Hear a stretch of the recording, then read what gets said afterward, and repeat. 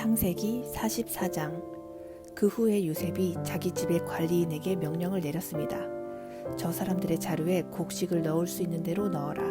그리고 그 곡식 자루 속에 돈도 넣어주어라. 그리고 내 은잔을 저 막내 동생의 자루에 넣어라. 그리고 그 자루에 돈도 넣어라. 관리인은 요셉이 말한 대로 했습니다. 새벽이 되어 형들은 나귀를 끌고 길을 떠나게 되었습니다. 그들이 성을 떠난 지 얼마 되지 않아서 요셉이 자기 집의 관리인에게 말했습니다. 그 사람들을 뒤쫓아라. 그 사람들을 붙잡게 되면 왜 선을 악으로 갚느냐. 너희들이 훔친 잔은 내 주인이 술을 마실 때 쓰시는 것이다. 그리고 꿈을 해몽하실 때도 그 잔을 쓰신다. 너희는 너무나 몹쓸 짓을 했다 하고 말하여라. 그리하여 관리인은 요셉의 형들을 뒤쫓아가서 요셉이 하라고 한 말을 그들에게 했습니다. 그러나 요셉의 형들이 관리인에게 말했습니다. 왜 그런 말씀을 하십니까? 우리는 그런 일을 할 사람들이 아닙니다. 우리는 우리 자루 속에 있던 돈도 당신에게 다시 돌려주었습니다. 우리는 그 돈을 가나안 땅에서 다시 가지고 왔습니다.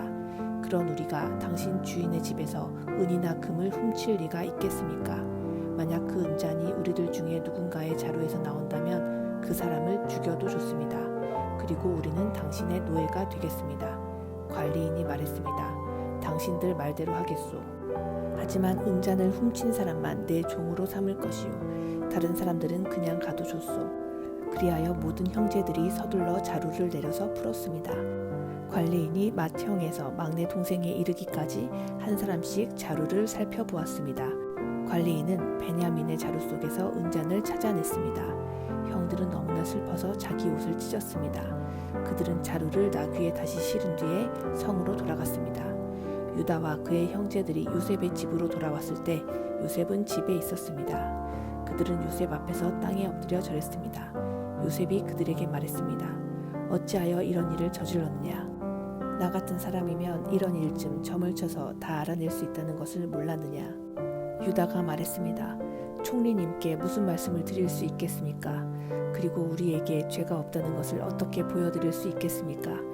하나님께서 우리의 죄를 드러내셨습니다. 그러니 이 잔을 훔친 베냐민뿐만 아니라 우리 모두가 총리님의 종이 되겠습니다. 그러나 요셉이 말했습니다. 그런 일은 내게 있을 수 없다. 오직 은잔이 그 짐 속에서 발견된 사람만이 내 노예가 될 것이다. 나머지 사람들은 자유롭게 너희 아버지에게로 돌아가도 좋다. 그러자 유다가 요셉에게 나아가서 말했습니다. 총리님께 한 말씀 드릴 테니 허락해 주십시오. 제발 저에게 노여워하지 마십시오.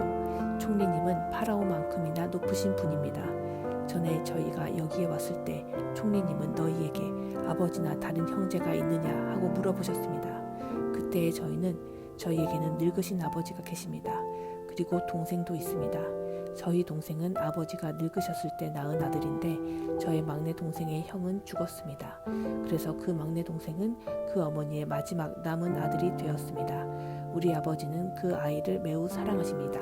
라고 대답했습니다. 그러자 총리님은 저희에게 그 동생을 나에게 데려오너라. 그 사람을 보고 싶다 하고 말씀하셨습니다.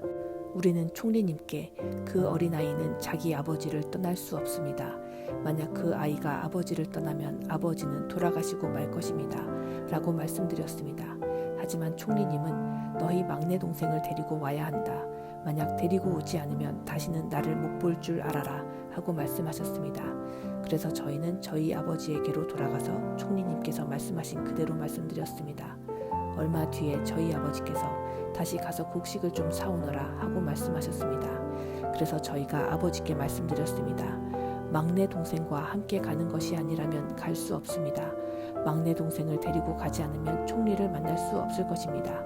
그러자 제 아버지께서 저희에게 말씀하셨습니다. 너희도 알듯이 내 아내 라헬은 내게 두 아들을 낳아주었다. 그런데 한 아들은 나를 떠났다. 나는 그 아이가 틀림없이 들짐승에게 찢겨 죽었다고 생각한다. 그 아이가 나를 떠난 뒤로 나는 그 아이를 한 번도 보지 못했다. 그런데 너희가 이제는 이 아이마저도 내게서 빼앗아 가려고 하는구나. 이 아이에게 어떤 좋지 않은 일이 일어날지 모른다. 그렇게 되면 나는 죽을 때까지 슬퍼하게 될 것이다. 그러니 저희가 그 막내 동생 없이 집에 계신 아버지께 돌아가면 어떤 일이 일어나겠습니까? 저희 아버지에게 그 아이는 무엇보다도 가장 소중한 아들입니다. 아버지께서 만약 그 아이가 저희와 함께 오지 않는 것을 아신다면 아버지는 돌아가실 것입니다. 그렇게 되면 저희는 아버지를 돌아가시게 한 죄인이 되고 맙니다. 저는 아버지께 그 아이를 무사히 돌려보내드리겠다고 약속했습니다. 저는 아버지에게 만약 제가 그 아이를 아버지에게 돌려보내지 못하면 두고두고 그 죄값을 받겠습니다 하고 말했습니다. 그러니 제발 저를 남겨두어 종으로 삼으시고 그 아이는 형들과 함께 집으로 돌아가게 해주십시오. 그 아이를 데리고 가지 않는 한 저는 아버지께로 돌아갈 수 없습니다. 저는 아버지가 슬퍼하시는 모습을 차마 볼 수 없습니다.